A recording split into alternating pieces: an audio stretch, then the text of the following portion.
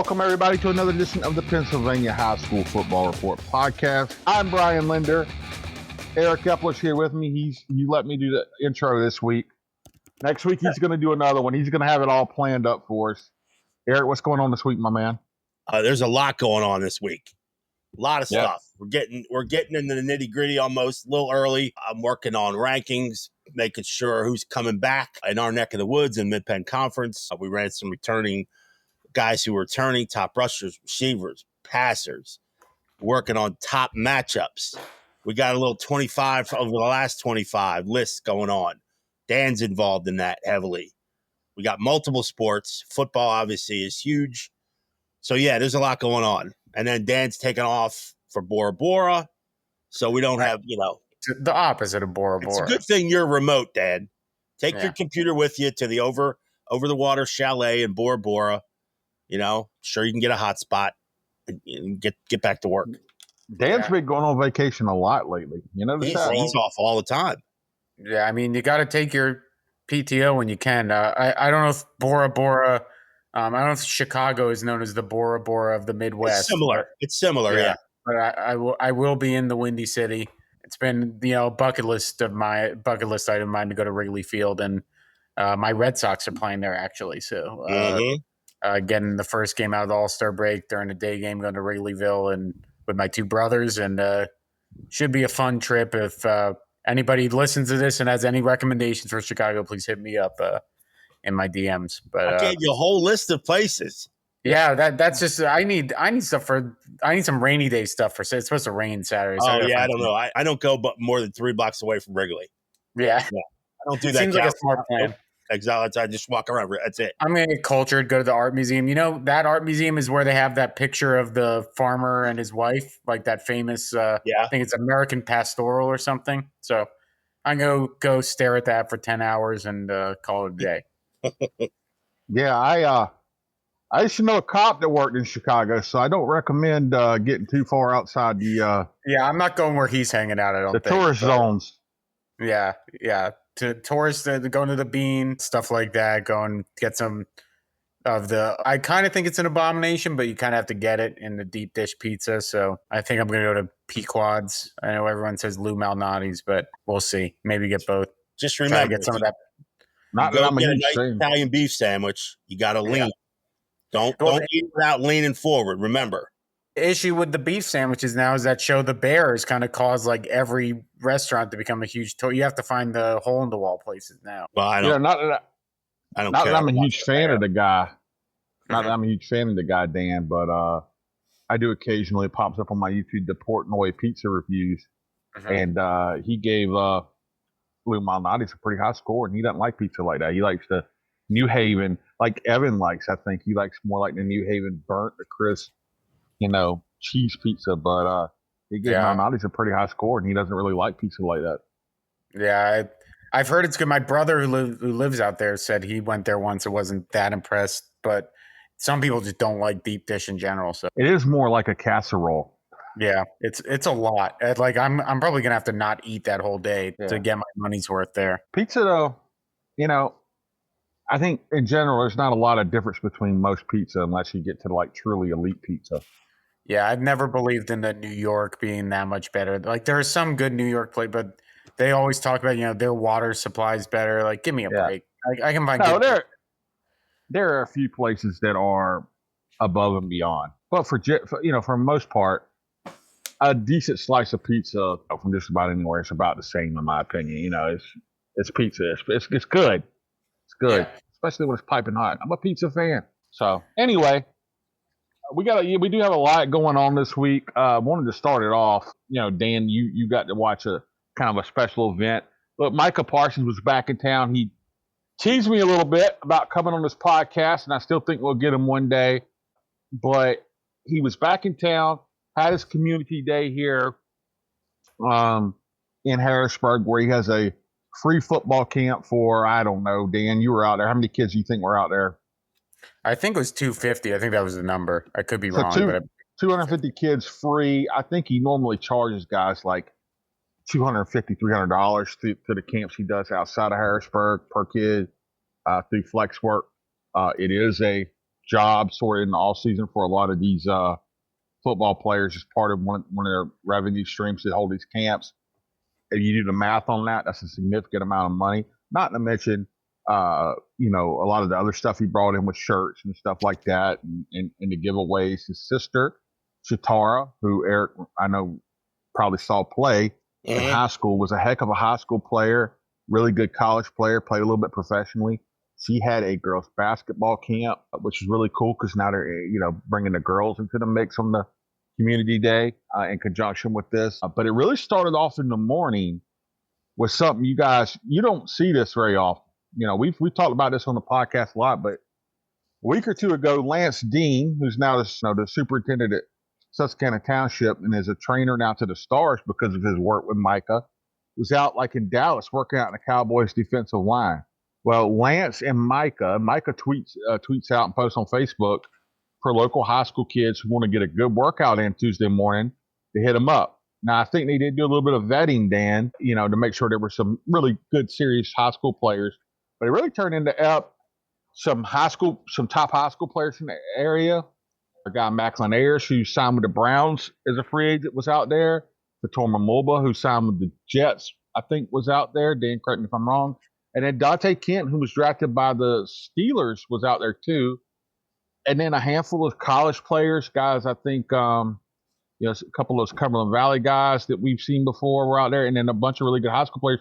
Dan, you watched it go down. Very unique to have a guy who is about to be probably the top paid defensive player ever, have this open free workout, serious workout with these young men. I'm sure it was something they'll never forget. Messiah Mickens was out there, right? So yeah, I mean, I wake up decently early for a sports writer. I wake up around like 7 to 9 a.m. or whatever. It maybe 7:30, not usually 7, but 7:30. I just can't sleep late. Too much. 6 a.m. is cutting it a little early for me. I kind of wake up for this assignment, little groggy, just typical grumpy. I have to wake up at 6 a.m., brew coffee, drive over to Reservoir Park. And then you start seeing, guys like Micah Parsons, Dante Kent, Fatorma Mulba running full speed up Reservoir Park's hill, which if you've ever been to Reservoir Park, that is not an easy hill to run up. Doing it twice. And I instantly was like, well, I guess I shouldn't be complaining about waking up at 6 a.m. anymore because I'm not. Thankfully, Lance didn't make me run one of those. That would have, I think, ended my career as a sports journalist. But it was, it was just really cool to see kids don't get, basically, this is what I was talking to Lance about after, is there aren't many, if any, city. There's probably, a couple people that do stuff like this, but you probably can count on one hand the type of players of Micah's caliber that are inviting random high school kids from their area to go train with them. Kids that he doesn't necessarily even know that he's, maybe heard of or whatever. I think he knows Messiah a decent bit, but it's such an opportunity to train with Micah, to train with Lance, who obviously trains a lot of other top NFL players too, to train with guys like Dante, to train in front of Osman Kamara, who is a head of player development for Oregon that went to Bishop McDevitt. It was just a really cool little workout before the big day started. Because that's the other thing. Mike was in State College the day before running a camp, and he had a camp the next day. He could have very easily, slept in, just wake up for the camp, get there, phone in. But he was out there grinding. It's impressive to watch him too. But at the very end too, Lance had Micah kind of talk to the kids, and Joe Hermit posted the full video on PennLive, and it's on, I think, our PennLive Penn State Instagram. I probably should put on the high school sports Instagram too, but Micah just gave them a really great message, about how if you're taking breaks in kind of workouts like this that you signed up for, that you're up at 7 a.m. and then you're going there and taking breaks or whatever, probably going to, take breaks in life too, and kind of gave them a message about, valuing academics, that not everyone's going to be in the NFL, and just how important it is to really not skip steps with things. I thought it was a really, really good message. He said, he's only recently kind of realized this message that he needs to kind of put everything into, what he wants to do. And I think that's super cool for, an all pro level linebacker to kind of tell kids like, hey, I didn't have this figured out till recently. I didn't really know how to kind of get the best out of myself until recently. I'm trying to get you guys to do this earlier. And if that message is going to get hammered home from anyone, it's going to be from, a guy like Micah from that community. But yeah, it was really cool. Guys like Isaac Signs were there. It was just a really cool event before the actual events of the day that were also very cool. Well, like I said, Penn State running back commit from Harrisburg, Messiah Mickens, I know was out there. It's a really good shot. Joe Hermer had him running behind Micah. Former guest of the pod was there too. Yeah, with his older brother Fatorma. I mean, yeah, this is something those guys won't, they'll never forget that workout, with Micah. And I thought another good part of that message was, Dan, he straight up told him, half of you guys, football might not be your future, and really it's probably more than half of the guys out there. He said, but, this applies in life too. You hurt now, you train now, you hurt. And, you might get a college degree from this, you could hurt later wondering how you're going to feed your family, literally what he told them, or you could hurt now and kind of set yourself up, to where you don't have to worry about that kind of stuff. So I thought it was a really good message. Again, something they won't forget. They'll never forget. I saw Ari Scott posting, hey, you just don't see guys, he's a local former high school football star who's a coach now. You just don't see guys at this level doing these types of things for free for the kids. I think Aaron Donald used to do some stuff like this out west. Yeah, I think Aaron Donald's kind of a pretty good comparison to Micah in terms of this, because I went to college up there. I kind of know the Western area a little bit, and he's the one guy that it kind of reminds me has never, despite all the stardom, really kind of changed how much he values where he's from. Like, I mean, there are other guys obviously, but in terms of this stature, AD's always running those camps and working out with and it feels like Micah's kind of taken that mantle at Harrisburg. Yeah. That's a good comparison. I'll tell you too, and you could jump in anytime, but I thought overall about this day and about where Mike is in his career. He's going to get a big contract. And I just remember, look, again, I say this all the time, not really a homer, but at the same time, I do love seeing him have success because, I wrote a lot about Micah Parsons when he was here in high school because you could tell he was an all-time type athlete. And I would get people emailing me, this kid's a knucklehead, he's not going to make it stuff. But when you really get close to Micah, you saw a kid that had a vision.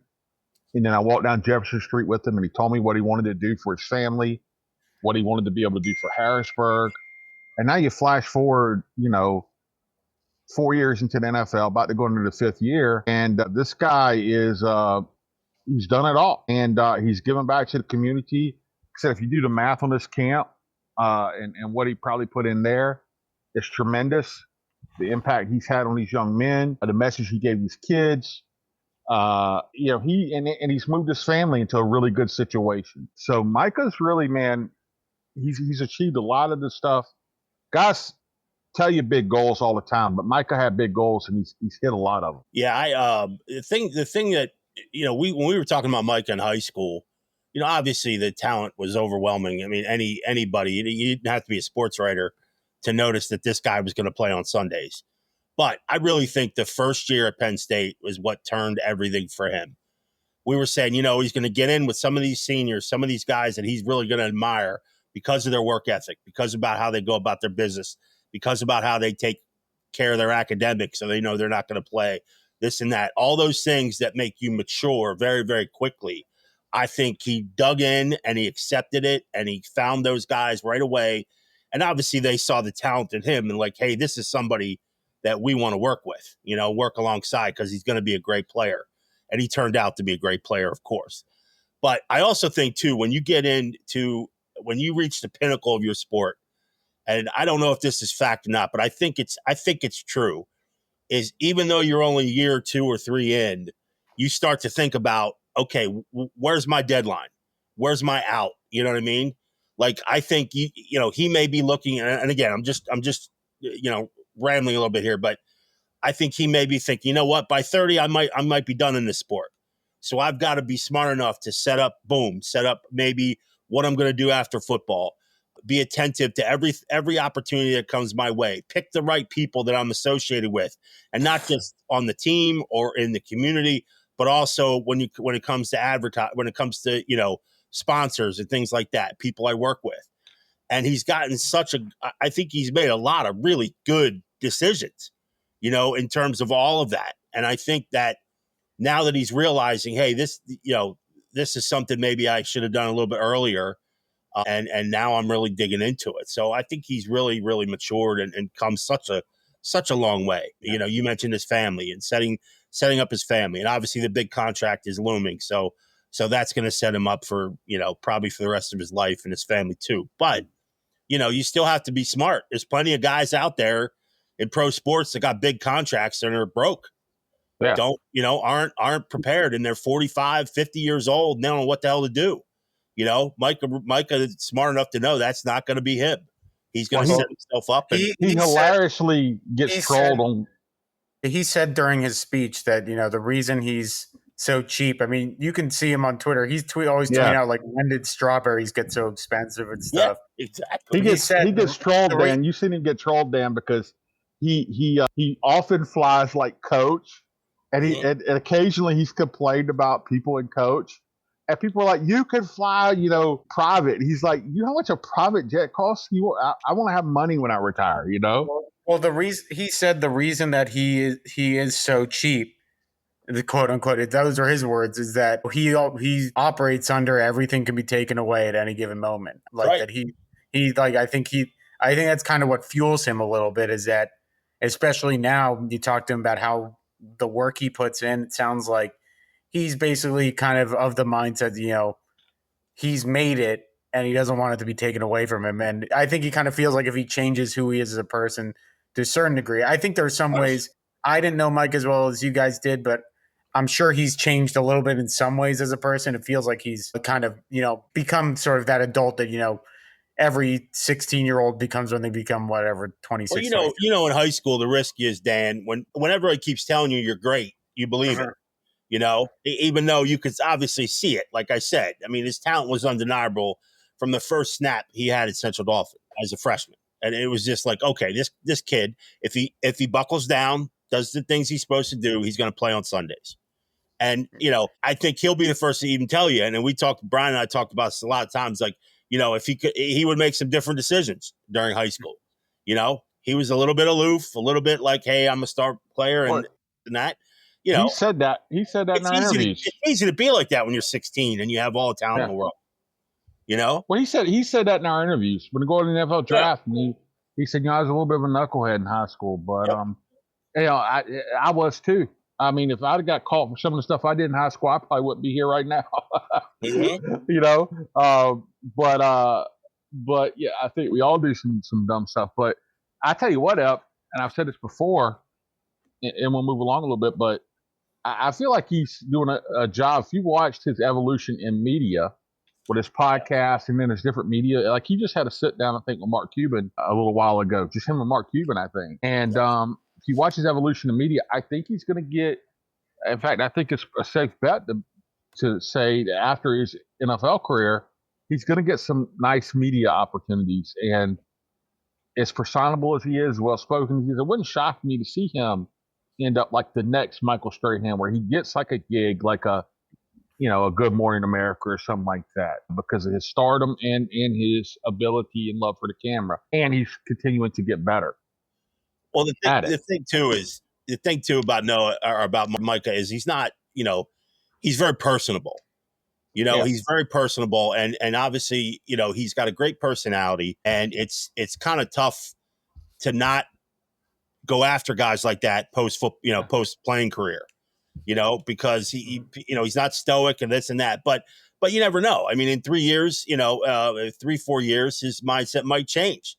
He might want to do something completely different, but I think he's so established now in what he's doing off the field and the things that he needs to do, obviously family wise too, first and foremost, but he's so committed to that now as well that he's setting himself up to do anything he wants, whether it be in the broadcast booth or not, so that's the awesome part that I see. I mean, obviously football, on the field, he's an incredible football player, no doubt about it. But the off the field stuff to me is the most impressive thing about him. It really is. Yeah.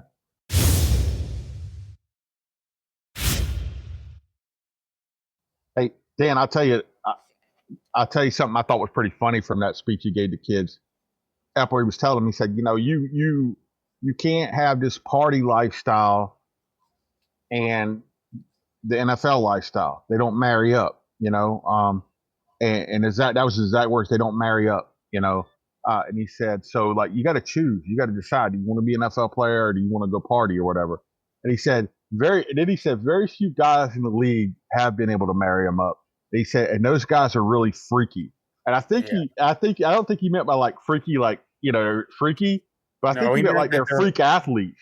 Yeah. Yeah. And he said, but their careers don't last very long if you pay attention. So, and that was like some stuff he's seen though. Like he's seen these guys are like, I'm sure he sees some guys who could party to like 5 a.m. and then they're working out at 6 or 7, I mean, he's been to the Michael Rubin white parties. You probably saw it there. Yeah, exactly. So, but that was interesting to me. So look, great day from Micah. Another great example for a lot of young men and women. Yeah, in the neighborhood. Before we move off, because we didn't really mention, him getting his number retired, which obviously well-deserved honor. Kind of asked him about it. Asked him why he wore number 23. He said he's a Jordan guy, which is that kind of feels fitting for the I imagine Micah's a guy who really enjoyed watching The Last Dance. That seems like his type of content. But during the jersey retirement ceremony, he had a really good quote about how one of the reasons he's given these camps out for free is that he hopes if one of these kids that he gives it out for free becomes the next Micah Parsons, then in like 20 or so years, they'll be the ones doing the camp, and then they'll do this. He says he'll hope they'll do the same thing, do their camp for free, and it'll be kind of a cycle to build up the community, which I thought was a really, really kind of mature idea for, why it's not exactly, it's not just him giving out free camps to give out free camps. I think he's really trying to build up the community, and it was a cool idea. And he also claimed, I wonder if we'd give him a truth serum, what he'd actually said, but he seemed pretty steadfast in it. He said the Harrisburg kids were the most talented youth kids of all the camps he's been at. And he said that includes Texas. And then he made a little jab. He said, Texas ain't really like what you think it is. And, trying to big up PA high school football. So I'm sure that if that gets out a little more to, high school people in Texas, they might have some words to say to Micah. It's always interesting to me, Dan, when I look at, and I'm sort of a who's the best state kind of freak. I look at scores weekly from Texas and California and Florida and some other states, Georgia, obviously Michigan. I look at Illinois is a big, obviously, an high school football place too. But I always look at Texas scores and I'm like, do they teach defense here? Seriously. Like every week there's a dozen scores that are 68-54 or just, and again, they may not be the powerhouses, in Texas, but I'm just like, man, it's something you don't see in PA. You don't see a lot of those. Except for State College, McDevitt. Well, yeah, but I mean, that's one game that went nuts, and occasionally, back in the day, well, not back in the day, not too far ago, but Claret, was beating teams 84-0 and chasing the state's, season, single season record in points. I think they scored like, I don't know, it was like 890 or something like that. But, stuff like that. But we don't see those kind of real lopsided, barn burner shootouts in PA week to week. Well, I haven't seen California. And I know there's some good teams out there, but the best state's Florida. I'm just going to tell you. And now it is. I mean, like you see St. Joe's goes and gets, waxed by IMG, but IMG's a little different. They recruit the whole country, but like St. Thomas Aquinas too. And then, there's teams down in Miami are just, and the teams from Muck City, those guys are all running 4.4s. I'm telling you guys, it is ridiculous. Listen, I always view it like this. And again, this is not accurate at all, I don't think, but except for Florida and speed. If you want speed, you go to Florida. That's where you go. You want quarterbacks, you go to California, or you go to Texas, or you go to Pennsylvania. You want linemen, you go to PA or Texas. That's how I kind of view it as position players. But if you want speed, and whether it's in the offensive backfield or defensive backfield, Florida can't be beat. Yeah, and it's just tough to hang with that. And I'll tell you guys, one of the reasons I liked Harrisburg when I got here, and I said this before, is when I was at the Daytona Beach News Journal, we had Daytona Beach Mainland, which was nationally ranked at the time. And they had some real speed guys. I mean, some guys, Leonard Williams was from there who plays in the NFL, big lineman, but they had speed guys and they would make it every year to the semis in state. And they would have to go down and play, Miami. I watched Dalvin Cook run against Daytona Beach Mainland. And I'll just tell you, they had fast guys at Mainland, but when you get down to those Miami teams, everybody they got is like burners. It is ridiculous, and you just cannot keep up with it on the edges.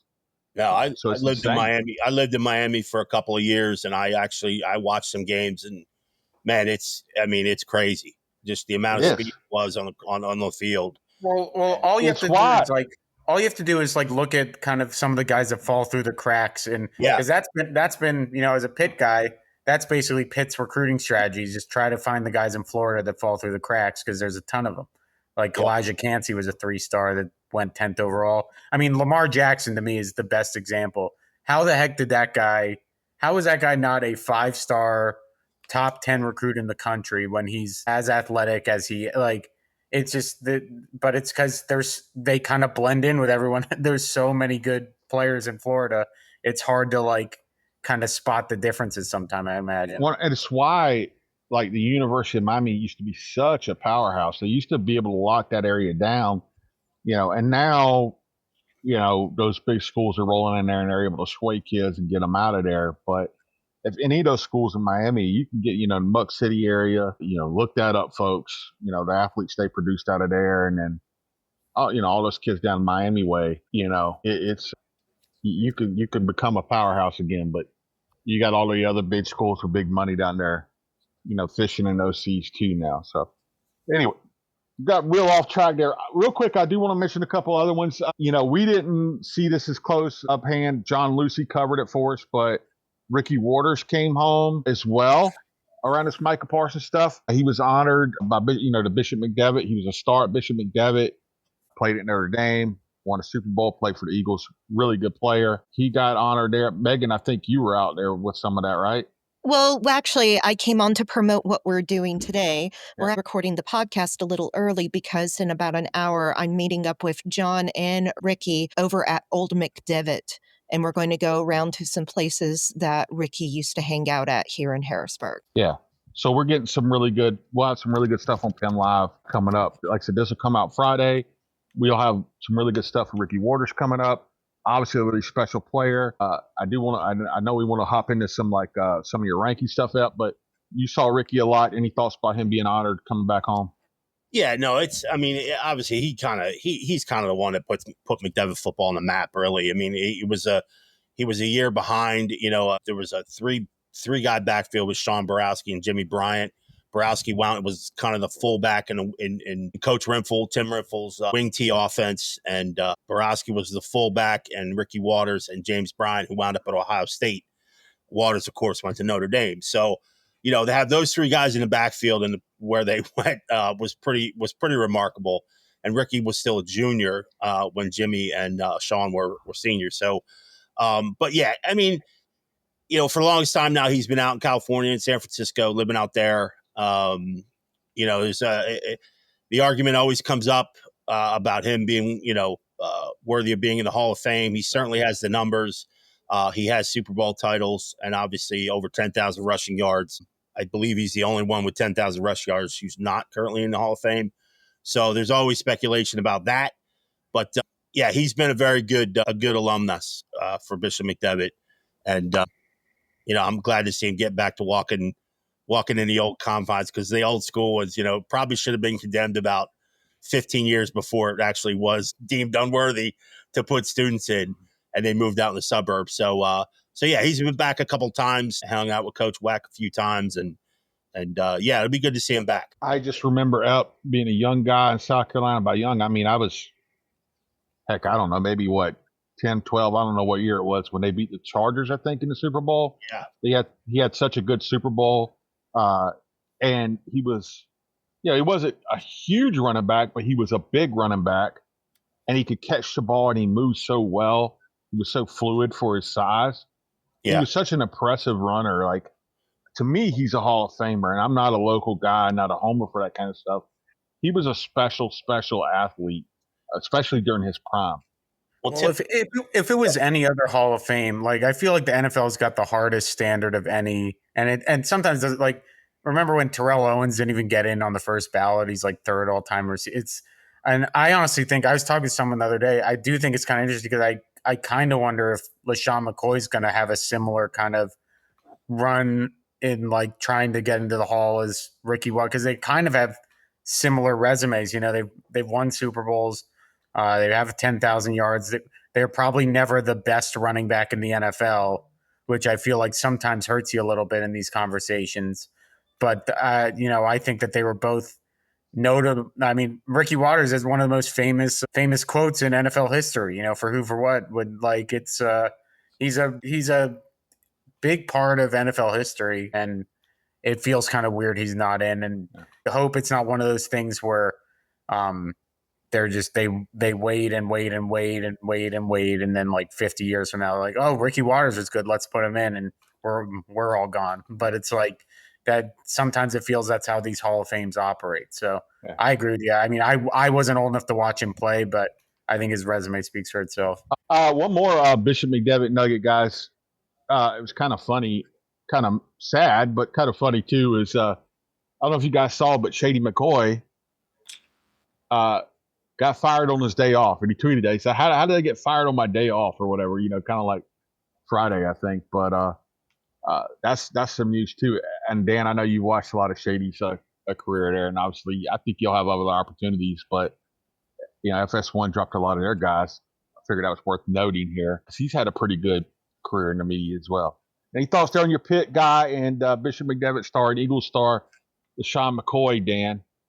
I think he'll be fine. I think Shady was just offered to do that and said, "Heck yeah, I'll do it." And I don't think anyone who was really fired from those. I don't think it was much of a personnel decision as much as people just don't watch FS1 for talk shows. Like it's just not a. I'm not a media ombudsman or whatever. But I just don't think. I just don't think that's where people go to get their hot takes. I think people have to watch First Take when they're at the dentist or whatever, and it's on in the waiting room or whatever. So yeah, I mean, I know he's doing a lot with housing in Harrisburg, and probably has a ton of other business ventures. So, and I'm sure Shady will be popping off on Twitter like he always does, and we'll probably see him at the Battle for Berg week 2. So yeah, I think he'll be fine. Yeah, shout out to him. He's also done some positive stuff. Really getting some low income housing going here in Harrisburg here lately. Been some good stories there with Shady. Guys, we were only contractually obligated to do about 30 minutes. I do want to say, as when our next podcast, when we do that, you guys will be running right up on Media Day. And it's that quick, right? It's coming up, what, the 26th? 15 days, yep. The 30th. Yeah. Oh, 30th. All right, so we're still 2 weeks out. So that's always an exciting time for us. Megan, what you got on that? We will be going live from Media Day. That will be our podcast episode for the week. We will be talking to coaches and players and whoever we can manage to get on camera. If you would like to be on camera, please let us know. You can email us at sports@PennLive.com. Yeah, maybe my guy Ralphus from Monk's Corner, I have to tell him maybe he'll make the trip in, Dan. Yeah, I'm anxiously looking forward to meeting the very real person. I'm not even saying the name. The name makes me. Or upset. You know what? Douglas from Biglerville too is he can hop on the Gettysburg team bus. It's closer. I've been going over to Hanover. Well, you know who I met yesterday? I met Carolyn Fortney. Yeah. Shout out to Carolyn. Yeah. So a big podcast listener. Megan, you said, you talked to her. Did she drop any knowledge on you? No, but she's an absolutely lovely person and really enjoys the work that we're doing. So it was great to finally meet her in person. She said she recognized my voice. Don't pump her head up too big here. Okay. Don't get her going there. But no, Elias Coates, her son, obviously he was out there at the camp. Bright future for him. We talked about him. So that's good. Guys, I do, before we get out of here, I do want to say, send out condolences. AJ Beatty, Pittsburgh Central Catholic defensive end. A couple years ago, I think he's a 2020 graduate of Central Catholic. So he went on, signed with North Carolina. We actually had him highly ranked in our rankings. Simon, North Carolina was there a couple years, finished out at Albany. I don't know a lot of the details. 23 years old. I think his birthday was July 11th. And then see his obit in the Tribune Review yesterday. Again, condolences out to his family. It's a little bit sobering, guys, when, we've been doing the all PA team like 8 years now. And that was one of the notes in his obit that he was a Harrisburg Patriot News All Pennsylvania pick his senior year. A little sobering to see such a young guy who was such a good player and apparently was working with the Allegheny Sheriff's Office as a deputy, according to his obituary, gone. Condolences out to his family. One of his former roommates, who's now at Mississippi State playing, I saw he commented on Twitter last night and said that, how great of a person he was, and seen a lot of comments on social media kind of echoing the same. You hate to see a kid, such a talented, bright kid, had a degree in cybersecurity. So condolences to his family from all of us here at PennLive. And I don't know what else you can say about that kind of stuff, guys. We every now and then we get these tough ones come through, and there's a tough one, right? Yep, absolutely. So anyway, send some prayers up for his family. Visitation, I think, is Friday in Pittsburgh. You can find it more about that online. I did something on PennLive.com about it. And then, we have, again, Eric mentioned a lot of the things they've been working on that'll make you feel better about high school football and football right now. They're up at PennLive.com. It's that time of the year where, honestly, for probably the next month and a month and a half, these guys are going to be cranking out just a ton of not just high school football content, but a lot of the other fall sports too. But high school football content is going to be, just rolling here at PennLive.com. So subscribe, get in, check us out, support it. Look, guys, I'm not just saying it because we work here, but I'm sure Eric and Dan will tell you too. If you guys look around, we probably have more prep sports writers than, a lot of the country at this point. PennLive's we really, and these guys work hard. So get out and support it if you can. We love what we do. We love telling these guys stories. Guys, you guys got anything to add before we hop off here today? No, just check PennLive.com. All our stuff is cracked up on there, and we'll be stacked up pretty soon here. So check us out, subscribe, do all that good stuff.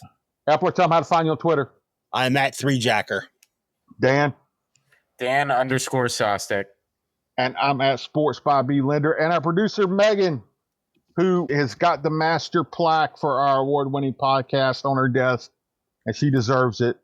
Megan, tell them. Certificate. It's a certificate, but you all get certificate. We had to slide in a pump the brakes with Dan Sostek here. Dan, they can't see that it's not a plaque.